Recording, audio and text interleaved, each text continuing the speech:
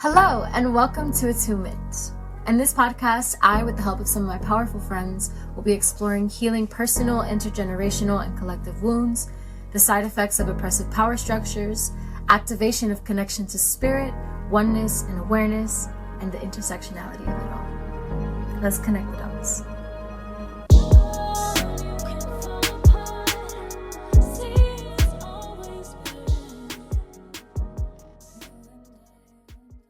All right. Hello, everyone, and welcome to Attunement. Today is the first episode, and for my beautiful guest, we have the fantastic poet, activist extraordinaire, Sonya Renee Taylor in the house. Yay. Yes. Oh my God. Hey, Sonya, thank you so much for coming back to this world that I am attempting to bring into the current reality that we're all in. Yeah. Attunement, new situation. We're doing a real podcast. I love it. Thanks for having me. Thanks for having me on your maiden voyage of attunement in this form. I'm super excited to be a part of it. Yes, thank you. Where are you in the world? I am in Maui at the moment. Oh, we just missed each other. I was in Maui like 2 weeks ago. I've been here the whole time. I missed you. I got here before Christmas. Oh, wow. Oh, we were in the same place. Wow. Okay. I didn't even know. We have to keep better tabs on each other. Amen. Yeah. But yeah, I've been here since right before Christmas, and I leave on Saturday now. As I prepare to head back to New Zealand. Yes, I saw that you were an official citizen now. Well, I'm not an official citizen. I'm an official permanent resident. Oh, official permanent. I'm sorry. I forget that there's like layers to this shit. There's layers to this shit. So I got my permanent residency, which means that I can live there and come and go and vote, which makes me very, very excited. And then after a number of years, then I can apply for citizenship as well. That's beautiful. Congratulations. Thank you. Thank you. It's like a big, big, big, big deal. I'm really excited for you. I've been trying to think of like all the places that I could be besides the United States. And definitely New Zealand is on the list of places. I think there's just so much beautiful things happening over there that I'm sure you could speak more to than I could, but yeah, the land is, I think it's one of the things that calls me to Maui is that there's some healing property in the land.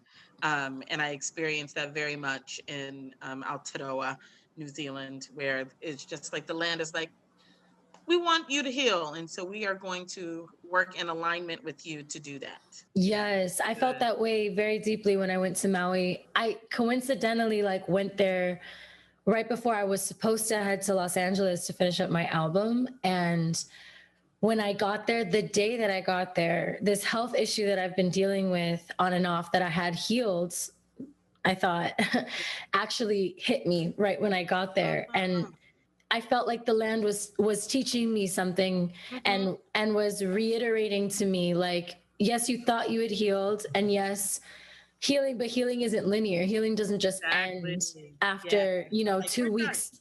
Exactly. I'm 24. So, this situation that I'm going through, it's forcing me to eat better. It's forcing me to hydrate consistently. It's forcing me to not smoke all day, every day, and just be high out of my mind all the time. You know what I'm saying? So all of those things were the things that kind of comforted me, or fake comforted me, because it wasn't real comfort. It was coping mechanisms that kind of were residually left over from the traumas that I've been through.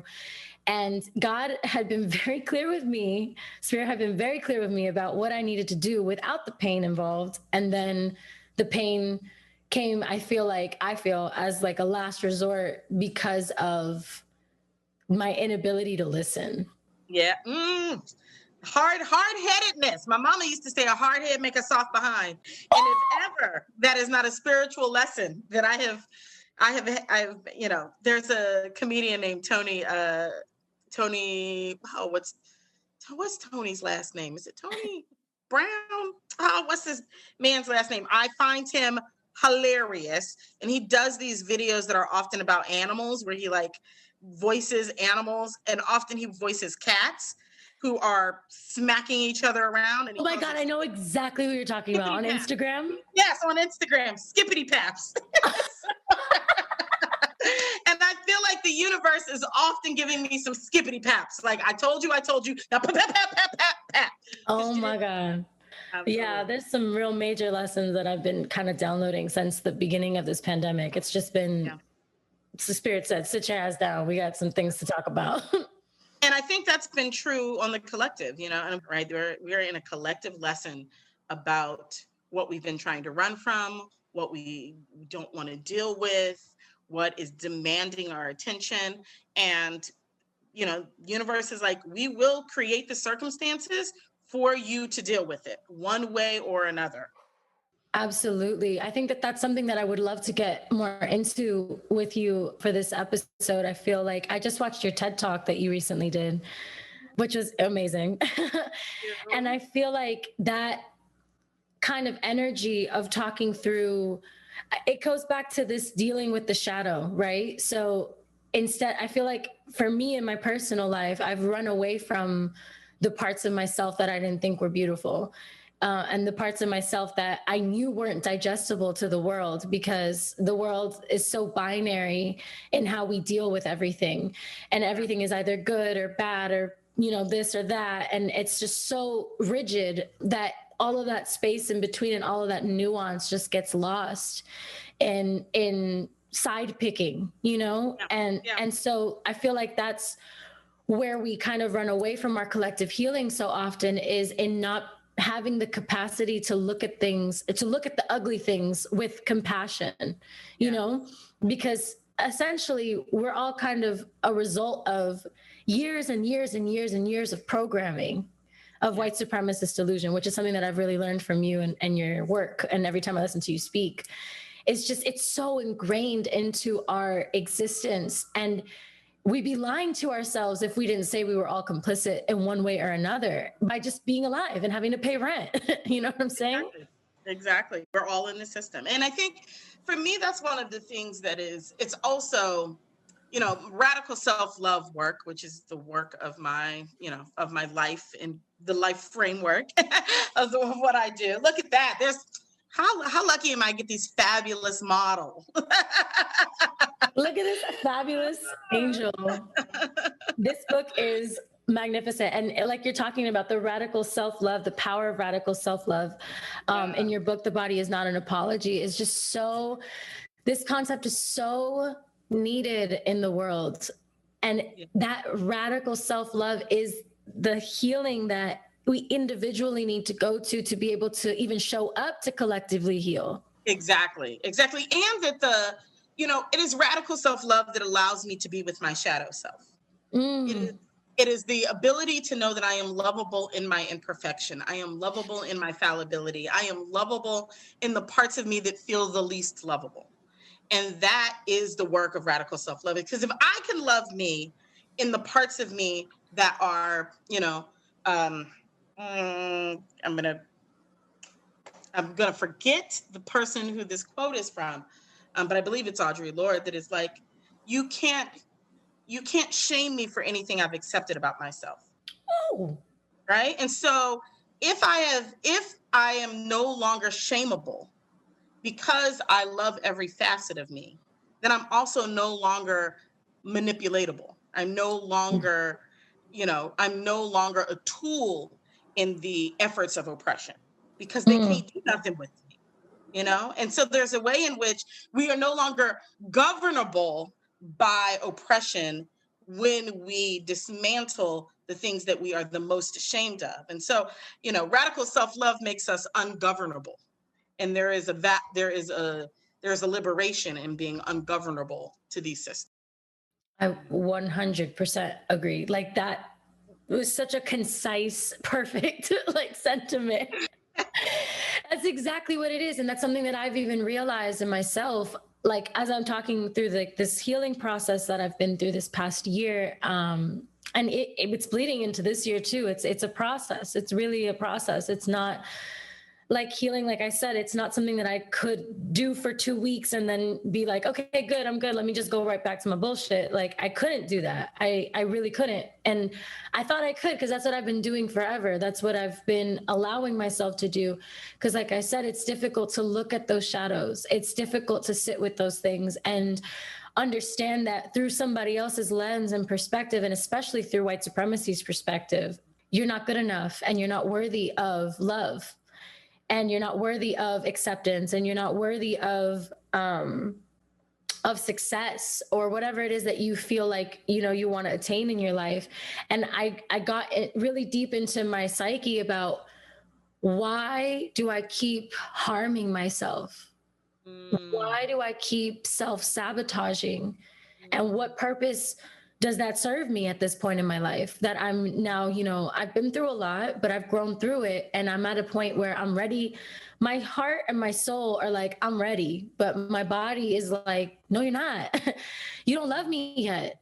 And you're not, you know, I wish we were 5D, 6D, 7D. We're not quite there yet. But we're here in 3D. And so you can't have, your soul can't thrive if your vessel, the vessel for your soul, isn't caught up with how advanced, you know, your energy is, you know? Yes. Yeah. Oh, I just feel like you just summed up an entire lesson that I'm coming out of, right? Which is when the spirit and the soul want a thing that the being, that, you know, this corporal being has not evolved to yet. And one of the, and how do we be gentle with ourselves in our evolution, right? Because one of the other things that is, I've been really going back to, what are the sort of tenets of white supremacist delusion that continue, and capitalism and patriarchy, that continue to sort of steer me off my own radical self-love course.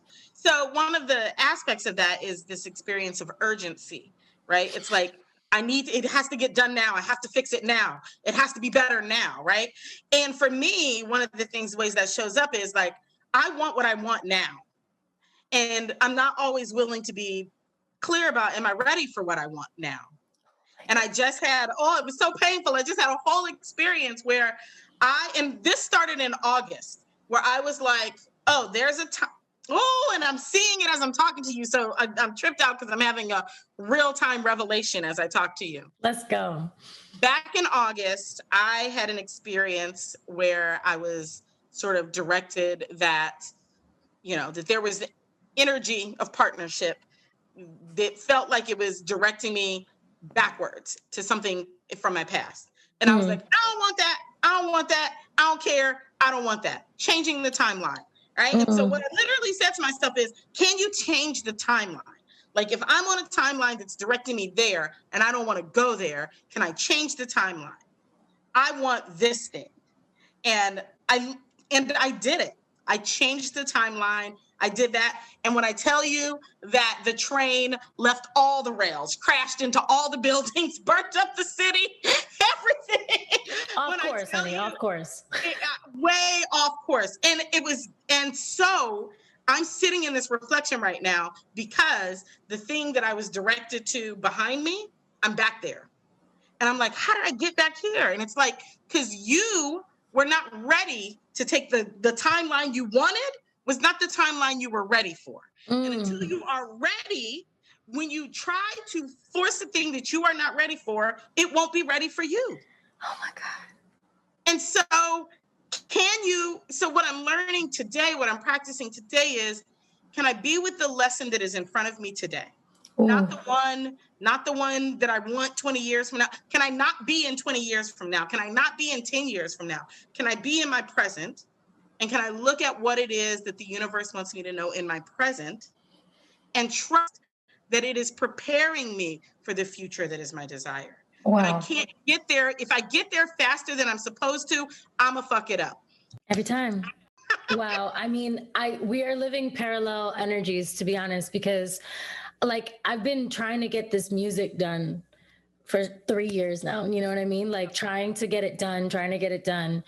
And a lot of the reason why it hasn't been completed is because of this running away from myself that I wasn't even conscious that I was doing. You know what I'm saying? It was like, for me, it was just in my profession and in what I do in the music industry, everything is so commodity, everything is so product based, and everything is about quote unquote relevancy, right? Whether you're still relevant or not. And I was in a major girl group, and so there's so many voices telling me if you don't act quickly enough, you're going to lose your relevancy, you're going to lose your audience, you're going to lose all of these things that you think you have. And I was so inundated by those ideas that I kept trying to rush something that I wasn't ready for, like what you're talking about.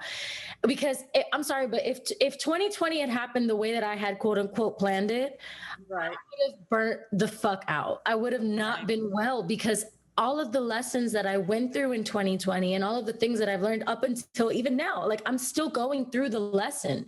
If I would have, because I know what my destiny is. I know what God put in me, and I know what I have to do. I've always had a vision of it, and relevancy is irrelevant to me. God is always going to keep me relevant. Like I'm relevant because I'm alive. I'm relevant because I exist, not because I have a certain amount of attention or not, So that was something that I had to grapple with, was just because everybody else's timeline is being projected onto me doesn't necessarily mean that I'm ready for those blessings that are coming. Like they're coming. They're my destiny. They're my destiny. And I've always known that, but it's this like hyper sense of control that was taken from me last year that had me grapple with my faith in a way that I had never had to grapple with before, because I literally had to trust that there was some sort of greater plan. Because again, all of the things that I had planned and that to me were the trajectory that was going to continue my career and keep me elevating in my personal career and life, I thought were literally swiped out from under me. I had a tour plan that got canceled. I had my first festival dates that got canceled.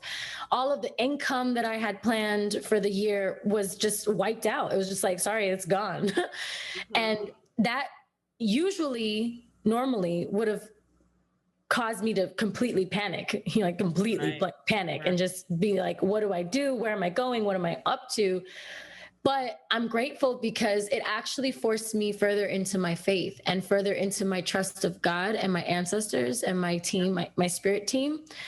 And it was like, all right, I give up. Obviously, this is out of my hands, out of my control. Clearly, y'all have some other ish that I need to be on. And I'm just gonna start trying to listen. But even in that trying to listen, I wasn't listening because I was numbing myself, because I was continuing to run away from the parts that really hurt and the parts that I couldn't grapple with. And so I kind of got to this point of understanding that the reason why I felt that urgency that we're talking about, that urgency to be productive, that urgency to deliver what I had been talking about delivering for so long, came from my validation coming from an external source, because that's what capitalism does. It makes you feel like you are worthless unless you are validated by the wider collective or the systems that are at play. And so I had to grapple with that. And it was like God was teaching me, like, until you really love yourself and that validation comes from within you with a clear mind, not coping with it, smoking all day long every day, not coping with it, but through, food addictions or addiction to people pleasing or whatever it was, until I grappled with those things and I was able to show up as me, unabashedly, unapologetically, and just radically love myself. Like you said, just look at those lesser parts, the parts that maybe didn't make me feel as strong and confident and positive and love and light as I, thought I was, or at least wanted to project to my audience so that they could feel more loved. I was so much more concerned about other people feeling loved all the time than I was about me loving myself and making sure that I was good and okay. And so I got to go through that, unfortunately, painfully, but, God delivers the way they do. And it's, and I think one of the things that I'm really making peace with is, that I was having this conversation with my assistant earlier today, is that this year, this time period that we've been in is really testing our capacity. You know, I told someone the other day, I said, I'm in my Job season, right? Mm. You know, it was like, oh, I feel like I've been given every curse, right? Every curse, like, oh, now we're gonna get the locusts. Oh, now here's the pestilence and famine. Oh, here come the stampeding horses. Like, yo, this is The feeling revelation a is little upon us. right. I was like, this is feeling a little revelationish. And what I got clear about was, right, like, oh, if you know, and I grew up in the church, and I grew up Pentecostal, and there's so much of, you know, there's so much of that I definitely see as coming from these systems of domination and violence. But there are pieces of it that absolutely are still that I still hide in my heart, right? Because they are I feel you. a balm, right? And one of those is he'll never put more on you than you can bear. Mm. And this year has been a collective. Well, I guess we finna test how much is the we can bear part. Like we have to put some actual kilograms and pounds. How much can we be stretched before we break? Stretched before you break. And what I'm convinced of is that it is because inside of the stretching is a greater capacity to hold. And when we are being asked to hold more. Can we hold more nuance? Can we hold more complexity? Can we hold more innovation? Can we hold more love? Can we hold more compassion? Can we hold more equity? And in order to get to the ability to hold those things for everybody, all of us have to be individually stretched so that we are actually able to be a body that can contain all the things that the world needs to bring into being. Wow. Yeah. A message. I got chills up my spine when you said that. Because that's exactly what I feel. I feel like I was taken to some depths that I didn't think I could handle, to be honest. And at points I was begging and crying and screaming, like, please take this away. Like, I don't want this. I can't handle this. You know, it was just physical agony. And I was just like, why is this happening to me? But then I had to get real with myself about why is this happening to you? Because you can beg God and ask them why, but at the end of the day, you have to take accountability and responsibility for the choices, the individual choices that you make in your life that put you into the position that you're in. And that was one of the biggest confrontations that I had this year was, what are you choosing to do every day that got you into this position? You know, where you're in this place of agony, you're in this place of complete standstill, because mind you, it happened twice. And the first time it happened was right when I was about to go finish recording. So for me, the lesson was that I have a deep set fear of imposter syndrome. Yeah. Of, am I even worthy of what I think is coming or what I know is coming? Because I get messages, I get visions. You know what I'm saying? It's not like I'm just out here, you know, expecting things to happen. No, I know what I'm meant to be doing. But all of the programming and all of the things that I have been telling myself, or other people have been telling me, and that I have been internalizing, you know, other people's fears, other people's worries, other people's anxieties, that became my own. And I identified so intensely with them that I didn't recognize myself. And so how am I going to show up for myself and complete and fulfill what is essentially my purpose, which is essentially my gift back to God for giving me my gifts? Yeah. Like, how am I going to do that if I can't even see myself? Can't see yourself. It's not possible, you know? And I think that that's on a collective scale. That's kind of what's happening right now, is like, we're having to reckon with our truth, with the actuality of what we do. And we've been lied to for so long, and we've been living in such an illusion for so long, that the truth feels so foreign and so threatening and so uncomfortable that most people are choosing to just flat out deny it. Like, just flat out, it doesn't exist. I'm choosing. We see it every day. We watch it in our government. You know, it's like, oh no, I'm going to go march and stop the election. I'm a QAnon shaman. Like, it is, I will make up whatever it is that I make up that will allow me not to have to face the reality of and for me, again, in this, you know, the crux of it is, what can I do to avoid all of the places where I don't feel worthy, where I don't feel enough, where I don't feel where I can't sense into my own inherent divinity. And so I've externalized that. And when that starts to look like that's going to shatter and break, then I'm going to be at the Capitol with pitchforks storming the Capitol, or I'm going to, go back to the ex that I know I should have left a bazillion years ago, or I'm going to, we all have a multitude of ways in which we avoid that reckoning. Yeah. But inside of that, the willingness to face that reckoning is because on the other side of that reckoning is your inherent divinity. It is meeting yourself. The reason we don't want to meet ourselves is because we're afraid that we're all the things the system has said we are. But actually, when we meet ourselves is when we realize the system was always a lie. Period. And that's why it is so important for us to be willing to meet ourselves, because until we do, we will keep believing what it is that these structures and systems have said that we are versus who we actually are. Exactly. I feel like that's also like what's going on in politics right now. I feel like there's a lot of liberals who just are dissonant, like, to the truth of what America is. And the truth of what America is exactly what happened on January 6th. Yes. It is white supremacy battling itself for power. Yep.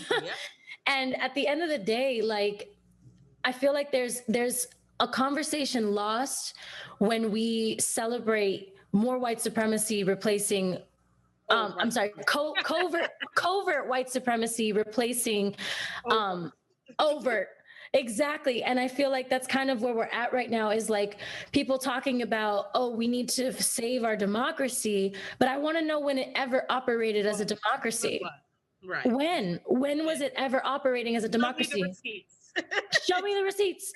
Because as far as I'm concerned, it wasn't even until the 60s that black folks were allowed to vote. You know what I'm saying? And they're still not. We are still suppressing black votes. We try real hard. Exactly. We are changing districts. We are rewriting rules. We are doing all kinds of things. Gerrymandering. We are doing all the things. And so you're absolutely right. It's not.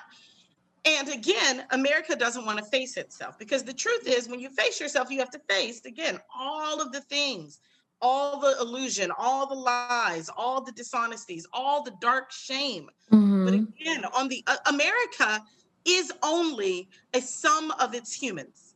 That is what it is. It is a thought project made up by us. Period. And held up by us. And so as long as we remain in delusion, America will remain in delusion. When we decide to wake up and actually face ourselves, then America will face itself, because America is only us. That's what it is. 100%. And it's like divesting from that thought of what it is versus what it actually is, and looking at that. And I think it goes back to that, like being able to look at the shadow self. America has really painted the story for the entirety of the empire's existence, that we're some sort of savior of democracy and some sort of, like, I mean, it's in our Pledge of Allegiance. We talk about liberty and justice for all. And so if you're ingraining that in people's minds every day as that being your image, it's difficult to reckon with the fact that that's never really been what you're about.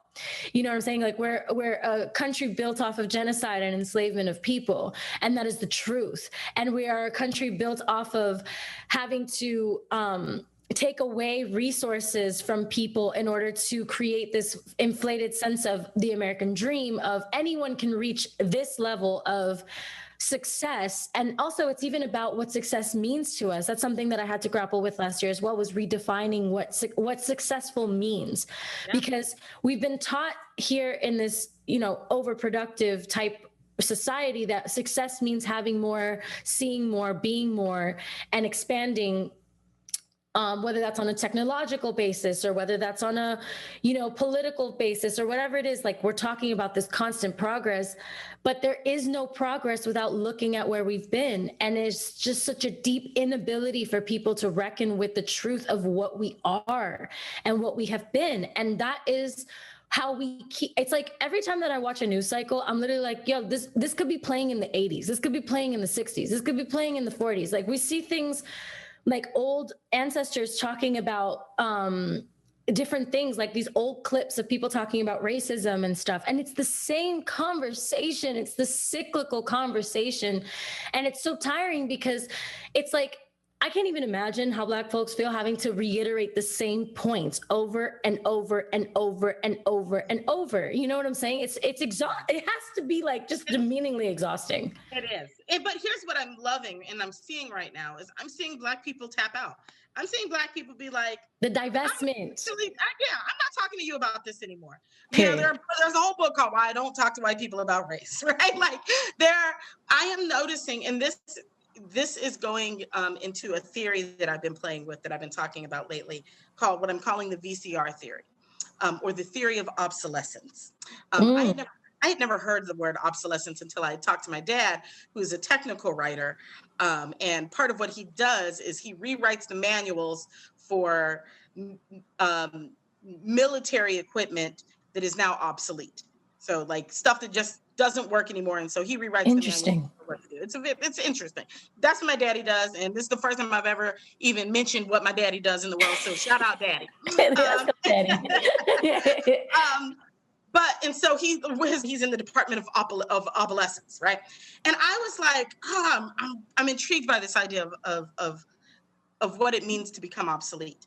And that's what made me start thinking about VCRs, right? Everybody used to have a VCR. It was how you watched all the movies. And, like you was the bomb if you had a collection of 200 giant clunky ass tapes sitting in your grandmama's giant games, game system. Game room, exactly, on the entertainment system, right? And that's how you watched Little Mermaid or whatever else it was you was filming. Yeah, I still got a solid collection. Yeah, people still, but who's making VCRs, right? Ain't nobody making VCRs. Why? No. Because somebody was like, oh, you can make a DVD. It's lighter, it's easier, it's more compact. We'll do that. And then somebody was like, or you could just take all those videos and put them on the internet, and then you can have a company and you can stream them, right? Boom. And so now we don't need that anymore. And nobody had to resist VCRs. Nobody had to fight VCRs. Nobody was like, down with the VCRs. People just had to stop fucking with VCRs. And inside of that, VCRs became obsolete. That is what I believe is possible. 100%. Is that I don't have to keep fighting. I'm not going to keep talking to y'all about oppression and about why you doing this. And I'm going to tell you again, I'm not going to keep doing that. I'm getting ready to make white supremacist delusion obsolete by not fucking with it. Yes. If enough of us don't fuck with it, then it can't stand. And that is the truth of every single oppression, is when we decide that we just don't need it anymore. And when you have radical self-love, that's when you don't need it anymore, because it doesn't define you, because those systems no longer define your worth. When I don't need it anymore, and when we collectively don't need it anymore, then that system will fall away. Yes. And I don't have to spend my life talking about it or trying to convince you or doing nothing else. All I have to do is build the shit I'm interested in. Oh my gosh, absolutely. Like it's amazing that you say this, because my motto for my work in the world and the way that I operate in the world is render the system obsolete. That is what I repeat to myself all the time, is have the conversations that will help people understand that we have to divest from these systems, divest our attention, divest our time, and especially divest our money from these systems, because these systems are only capable of operating because of how we continue to spend our dollar, what we continue to pay attention to, what we continue to give attention to. It's like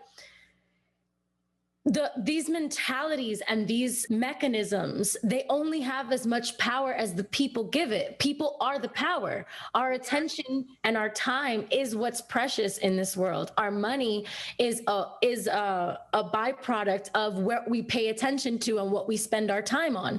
And so if we take those resources, those three resources, our time, our attention, and our money, and we invest that into the world that we actually want to see, and we invest that into new realities and new paradigms and new businesses and new models of understanding the way that we could function in the world, which is at our fingertips right now because of the internet.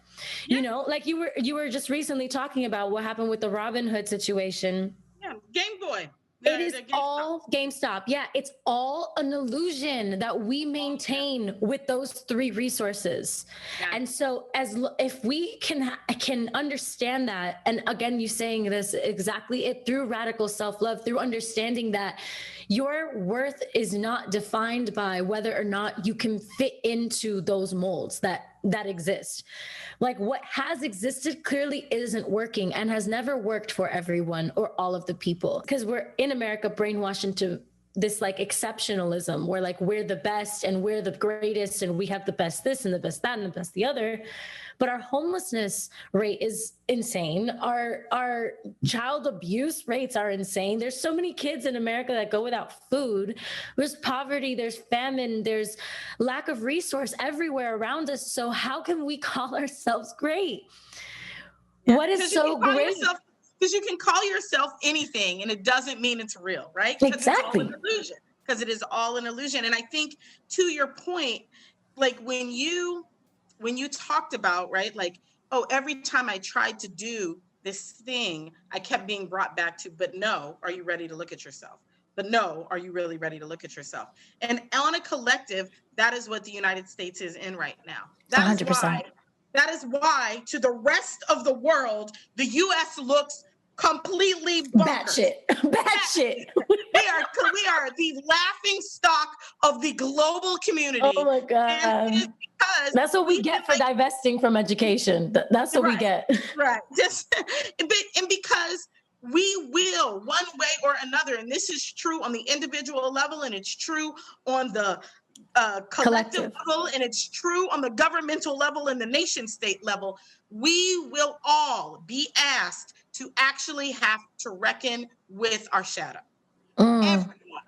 Everyone, everything will, including this nation state project, which is right now being asked to reckon with its shadow. And it's the reason we have the highest number of COVID deaths. It's the reason we have uprisings and wild violence and fighting and coups and all of the other things. Is we are showing you so that you can deal with your shadow.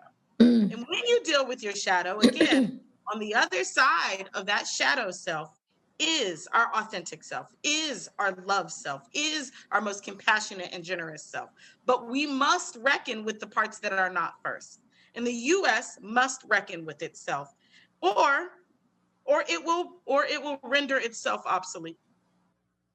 I mean, for me, it's like I'm watching it happen because the thing is, right now, what's happening in the government is really interesting to me, because you have liberal leaders who are like, we must hold these people accountable and we must restore what was.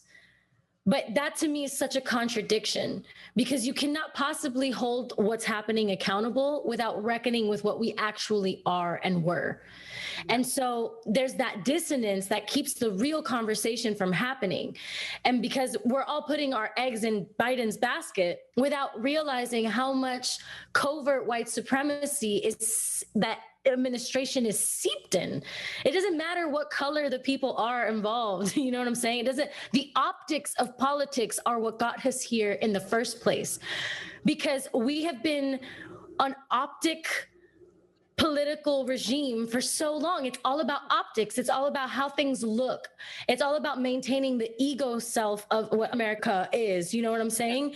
At the end of the day, it's all just to show that we're the most powerful. It's why we have over 1,000 nuclear weapons, when if any one of those weapons is dropped, we obliterate the whole planet. The whole planet is obliterated. Like, we spend billions of dollars of tax dollars that civilians work for, our own money, billions of dollars maintaining nuclear projects, maintaining war abroad, maintaining, all of these other governments, really. Like, when we break down like what this money's spent on in the defense, but it's just like, why are we spending like incredulous amounts of money on maintaining an image that is not real?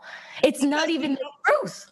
Because to deal with to let go of the illusion is to let go of one's own sense of self-definition. Yeah, like an identity. It's an Yeah, identity crisis. who am I? It's a total identity crisis, right? Like if I am not this, then I am nothing.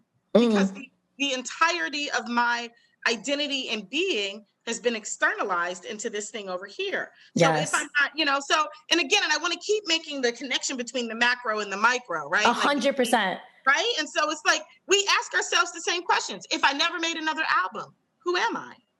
If I never made another album, who am I? If nobody ever read another book I wrote and everything flopped from now, who am I? Right?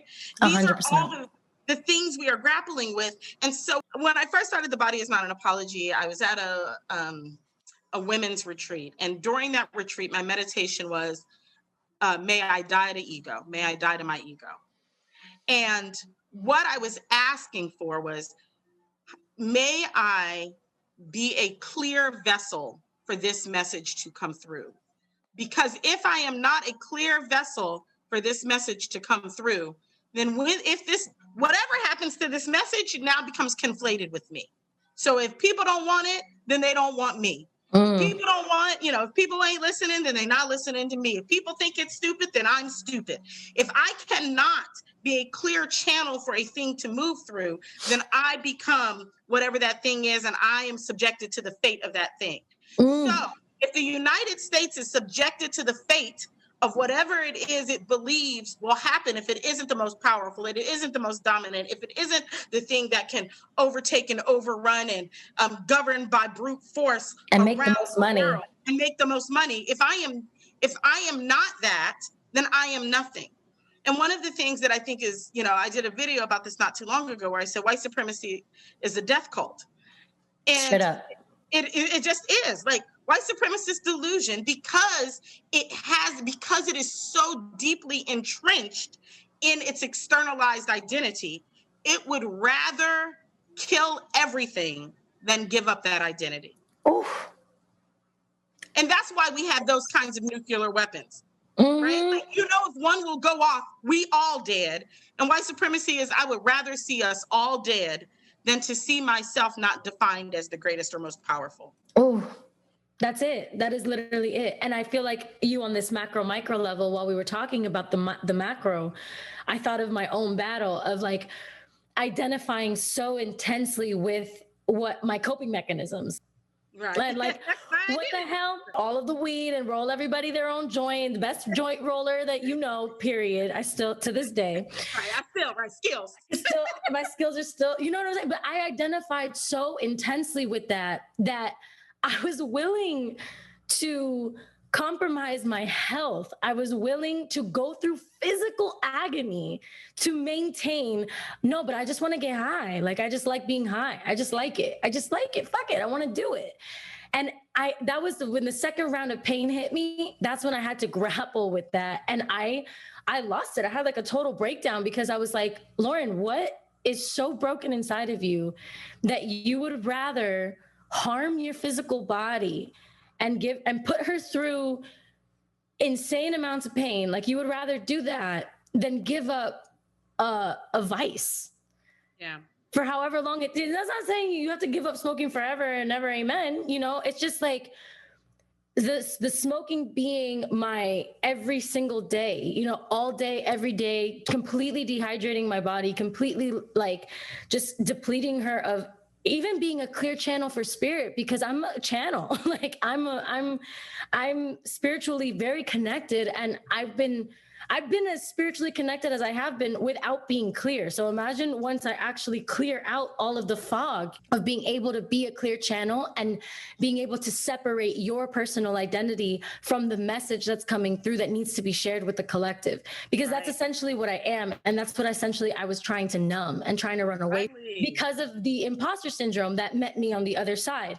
Because if I am this powerful priestess, goddess, light being that I know I am, or that I feel I am, then I understood that whenever I embodied that in my life, I received a lot of like hatred back from people who couldn't identify as their fullest self, right?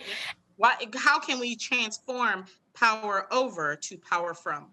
Right? Exactly. Like, I need power over because I'm inherently power, right? Like my being is powerful.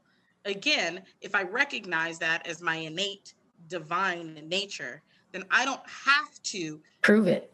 Yeah, I don't have to prove it. I don't have to, you don't have to be a tool for me to demonstrate my power, because my power just is. Mm. But it's in our isness that we are the most afraid, right? Like I hear that in your story. It's like, oh no, my isness is the thing that terrifies me.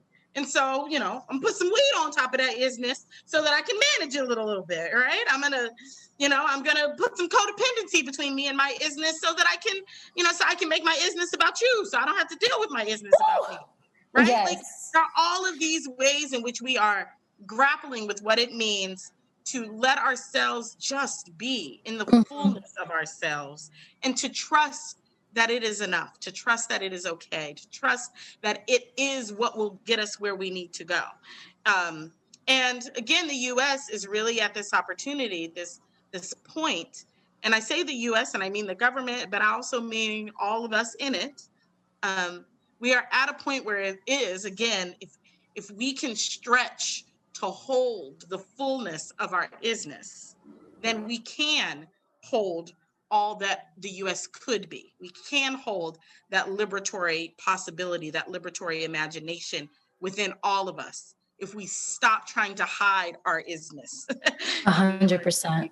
You know? I even feel like, when I think about the alt-right and like right-winged or right-leaning people, I feel like a lot of people in that mentality, there's such a deep self-hatred, a deep lack of worth inside of them.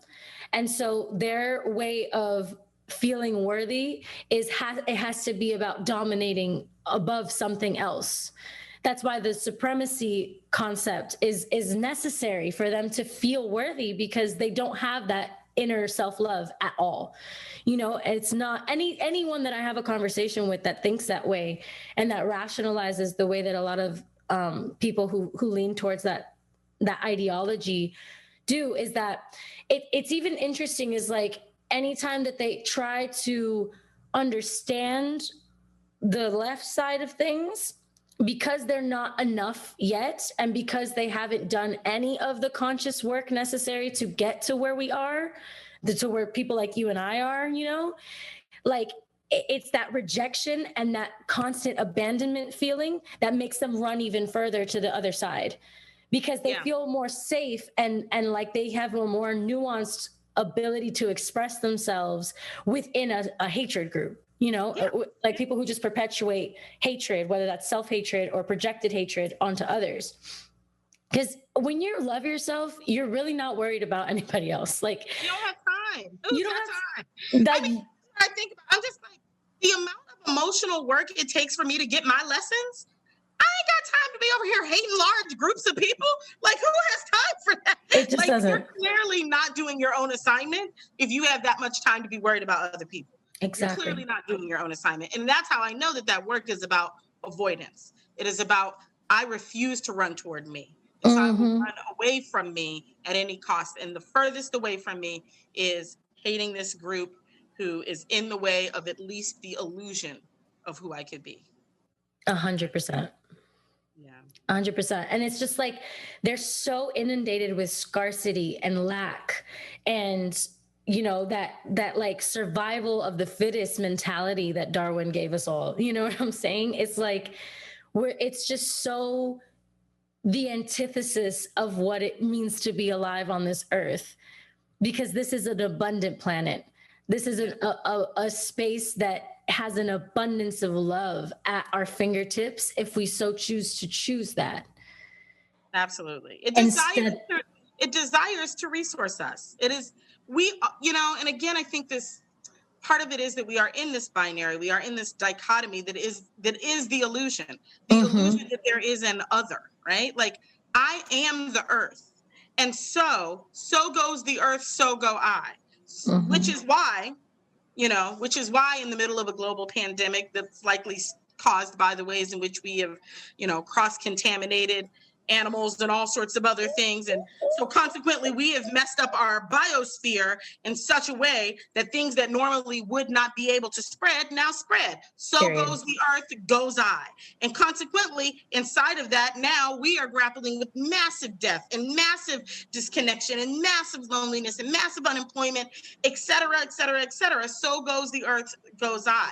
And again, what we're being taught is if we can figure out how to make it through this, if we can tap into the depths of our resolve, the full capacity of our ability to heal, so goes the earth, goes I, so goes I, goes the earth. We are all the same, or we are all the same organism in concert. Yes. And so if we get our shit together, so shall the planet.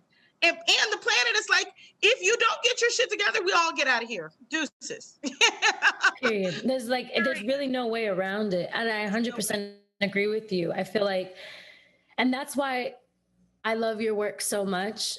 And just like the radical self-love concept is the key to me in my mind. That's something that I've been sharing with my fan base since I started, in Fifth Harmony and started to wake up as a person.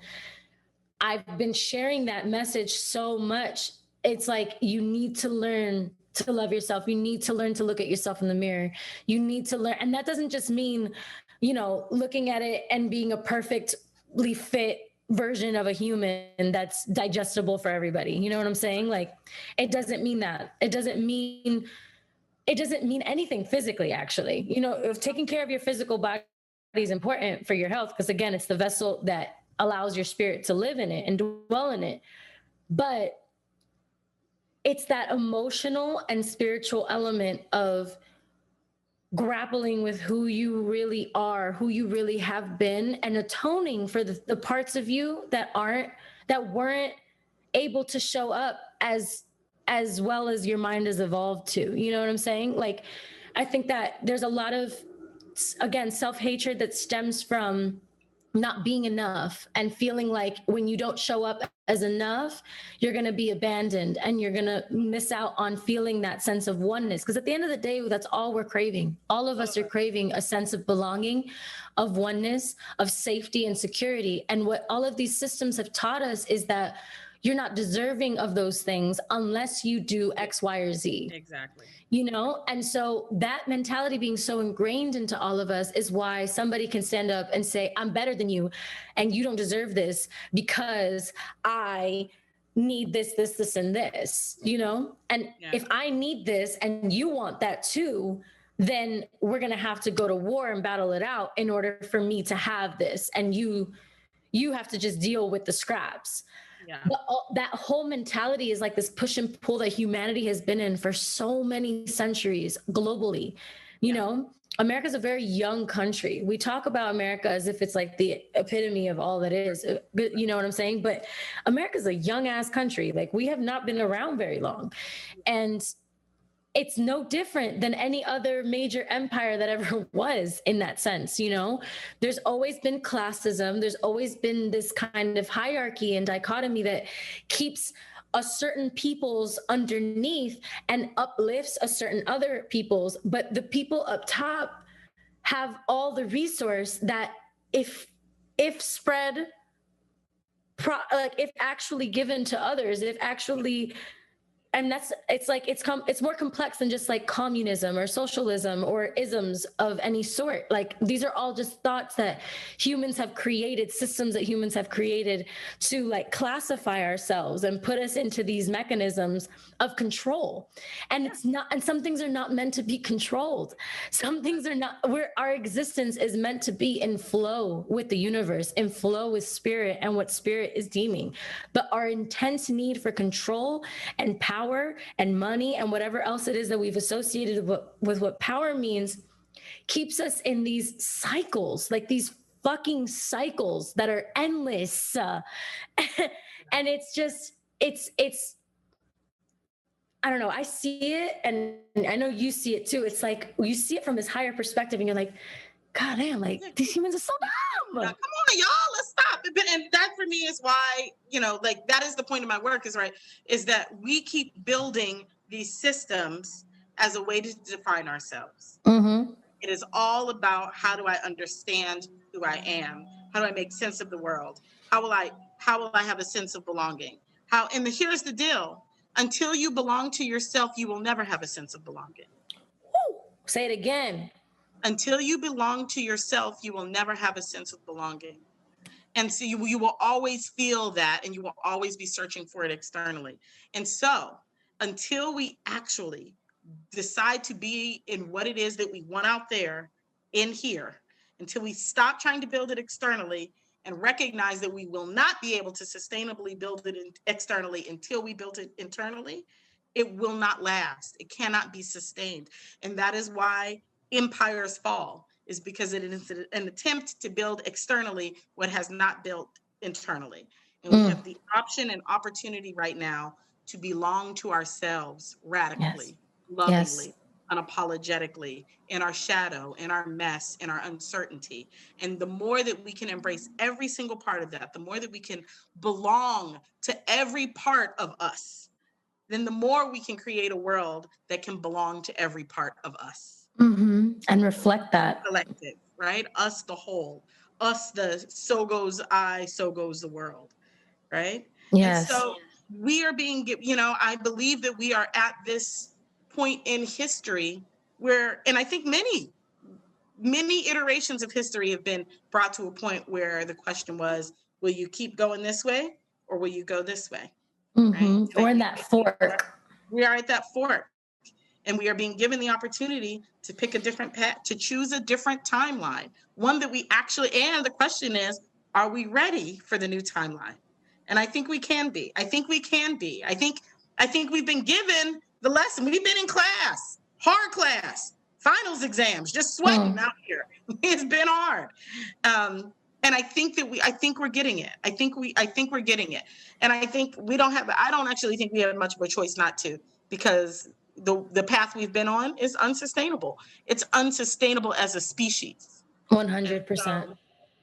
Either we'll find a new way, or we'll die trying. That's I kind of think about that often. It's just like, I feel, and I've felt since I was little, and I'm sure you feel the same way, that a huge part of my purpose in this life is because one of the things that I think is different about now versus other points of history where we've come to this fork is the connectivity of the internet. Yes. And the ways that we are able to, like you and I have this conversation. You're in Maui, I'm in Miami, and we can come together and have this prolific conversation about this radical self-love and about these ideologies and thinking about things critically and holding things accountable and viewing things from a higher perspective, and then being able to share this conversation with a collective outside of ourselves and outside of our own living rooms or outside of our own cities or states or counties even, And so connecting all of the minds, that's what Attunement is about. That's what I want this podcast to be about, is taking all of these radical minds who have the courage to see what we are capable of being and having these conversations candidly and being able to give that to the world accessibly so that anybody can watch this and understand it. And if they have questions, they can ask them. And if they need guidance towards spaces where they're gonna, figure out more about it, they could read your book. Yay. You know what I'm saying? Like, we have the capacity and the connectivity that our ancestors never had. And I feel like that is our winning ticket, to be honest. And I believe it. I don't know. I've always felt such a deep, revolutionary spirit inside of myself that was like, I'm going to save the world, right? And then I had to get out of my head about that and be like, no, you're going to save yourself. Yes. And when you save yourself, so many people are going to follow you. They're going to be like, oh, that's how you do it. I can do it too. Oh, yes. And that radical self-love and in being unapologetic and honest about the nastiness of my journey. You know what I'm saying? Like, it has not been a cute journey. I was not always this woke. I was not always this present. We're out here in these spaces, and then we break out of, I was blessed enough to break out of that space and to go on a personal journey of finding myself in the world because of the courage that I had to follow my dream, to follow what my gut was telling me was where I needed to go next. And through that experience and through my life experience, I've been able to slowly but surely reckon with all the different pieces of myself that didn't fit anymore. Yep. And that, I feel like a lot of people's like hold up in evolving is losing their identity, losing the things that have always defined who they are, especially the older white supremacists, you know what I'm saying? Like, it's very difficult for them to understand a world outside of what they've seen, because they've been alive to see what happens to people outside of the mold and how they were treated and what they're given, you know? So, and especially in my culture, of course, people are going to try to assimilate towards the thing that's quote unquote safer, right? Yeah. Assimilate towards the things that are, that seem to be protected by these systems, you know, because it's what, at the end of the day, we're all looking for that safety and looking for that belonging and that community and the feeling of I belong here and I'm loved here. And so I think it's just, these conversations are what's going to break this self-imposed prison that we are all in. Yeah, I think so too. I think that, I appreciate the way that you use your platform. I appreciate that your commitment to your work is, that here is my, I think of you as this, like, literally this gorgeous siren who is like, I've got this gorgeous voice and this beautiful face, and I'm, follow me. Now let me tell you about how we get free. And what a perfect tool of persuasion you are. It's interesting. I feel the same way about you. So Thank you. you're just this beautiful word magician who just is like so clearly channeling spirit and so clearly and unapologetically and radically you. And I love watching you speak, and I love watching you express and make these connections so clearly. Like, they're like, every time you speak, I'm like, girl, that download. That was a straight download. Like, oh my God, it's just magical. And I feel like people like you and us doing this work and radically moving through the world, and all of these minds gathering together to piece the pieces together, is what's going to change it, is what's going to allow people to feel comfortable in their messiness and be like, oh shit, I can actually evolve past my messiness. I can actually throw out that thought that I was so rigid about and grow and learn to be outside of that. And that's okay. That's not going to mean that a lot of people feel like they'll be abandoned by the people that they love, but you'll never be abandoned by people that are meant to love you. Exactly. And you'll never. And most importantly, you'll never be abandoned by yourself. Exactly. And if you don't abandon you, you can't be abandoned. Yes. Beautiful. I think that was the cherry on the top of the sundae. Yeah. I'll take it. I so appreciate you. Thank you for your light in the world, and thank you for, just letting me hang out with you. Of course, anytime. I love our conversations. I think that they're groundbreaking, to be honest. Oh my God, the last live that we did together, when I was, changing the format for Attunement, I was like, I gotta get Sonya back on, because we have too much to like sort through, Yeah, it's important. We vibe well together. I'm always here for it. Yeah. So for this one, what is the thing that we feel will help us all get attuned to the actual frequency we're supposed to be on, and that's radical self-love. Yeah. That's it. It'll do it. It's like the coconut oil of ideologies. You can put it on everything. It does everything. Everything. Well, thank you so much for your time, Angel. I appreciate you. I love you. And I'm sending you all of the positive vibrations from this end of the world. I'm receiving them, and I'm sending them back to you 1,000-fold. Received. 1,000-fold. Received. Have a beautiful day.